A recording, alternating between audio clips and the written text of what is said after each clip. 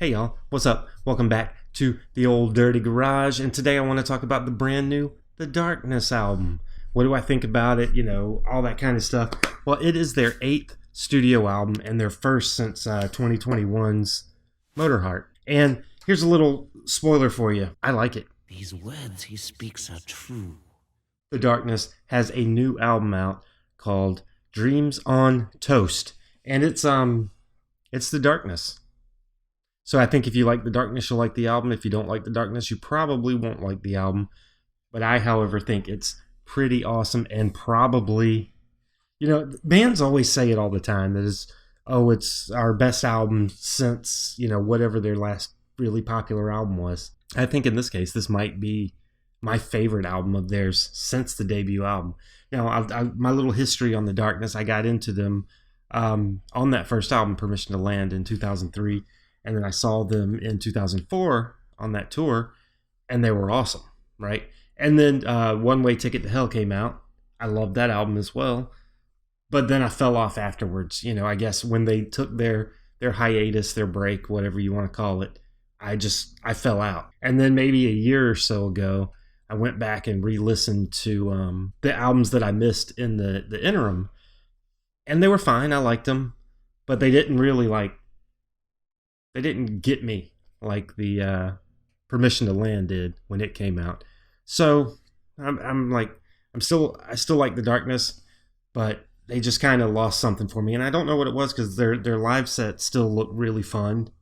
So I don't know what it was. But then this album came out today, Dreams on Toast, and I've heard a couple of the songs from it because I didn't realize. But is this a thing for modern music, like modern releases? There's 10 songs on the album, and they've already released 6 of them as singles. That is crazy to me. A couple of the singles I really, really enjoyed. The Longest Kiss and I Hate Myself I thought were great, great songs. And, Rock and Roll Party Cowboy I thought was fun, but just a little too dumb for me. I mean, lyrically, it's supposed to be really dumb. And guess what? It is. But I think it's funny, but I still prefer my The Darkness humor a little more subtle, where you don't really know if they're being serious or being a joke. That's the stuff I prefer. I think that stuff is just fantastic. But this one, Rock and Roll Party Cowboy, it's a little too over the top. The music is still great on it. It's a rocking song with a catchy chorus, and it's fun. But it's just not one that's going to stick with me later on.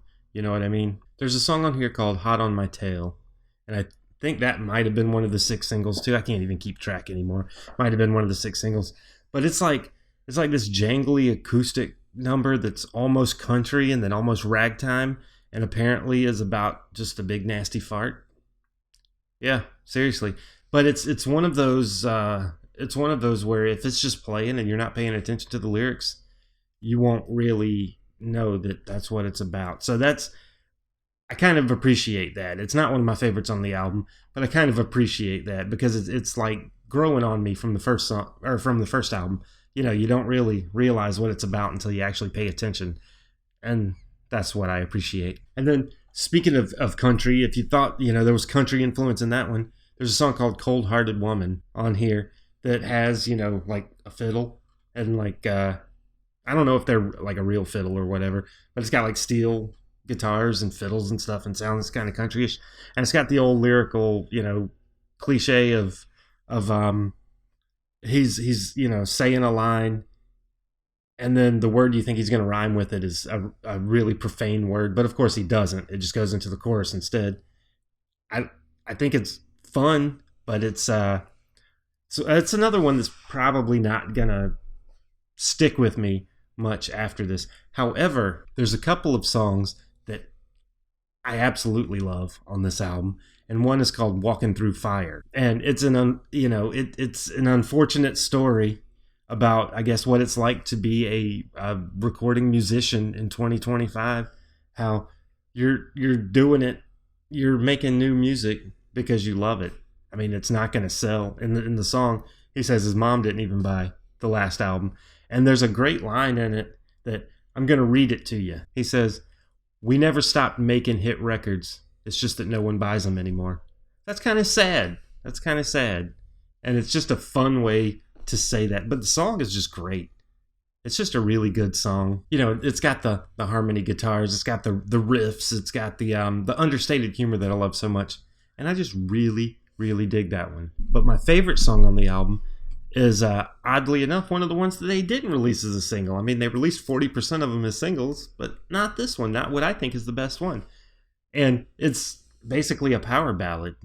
It's just got that beautiful mix of dumbness and sincerity in the lyrics that I just love so much.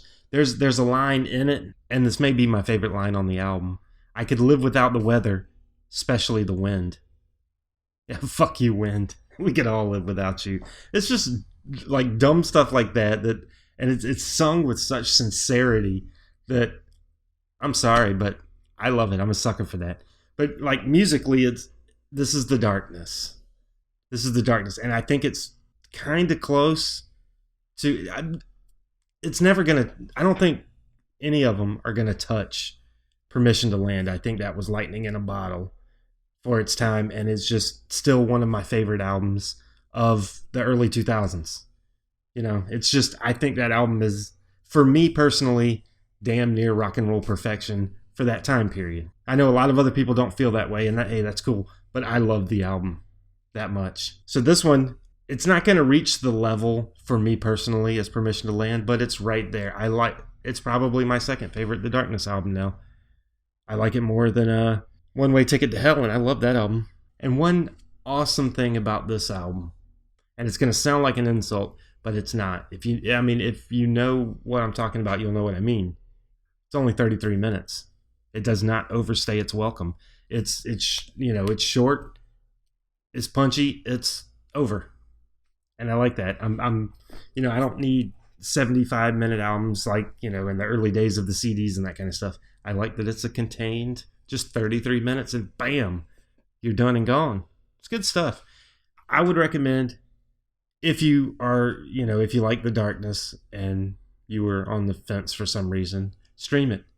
Stream those songs that I mentioned that I loved, and I'll name them out for you. Walking Through Fire, Don't Need Sunshine, The Longest Kiss, and I Hate Myself. Check those songs out and, see what you think. But it's a great album, and I'm looking forward to picking it up on physical. So yeah, that'll happen. So anyway, have you heard the new Darkness album? If so, what do you think? Do you hate The Darkness? Do you love them? Let me know. Don't forget, this is YouTube. Like and subscribe, y'all. And I'll see you next time. Bye-bye.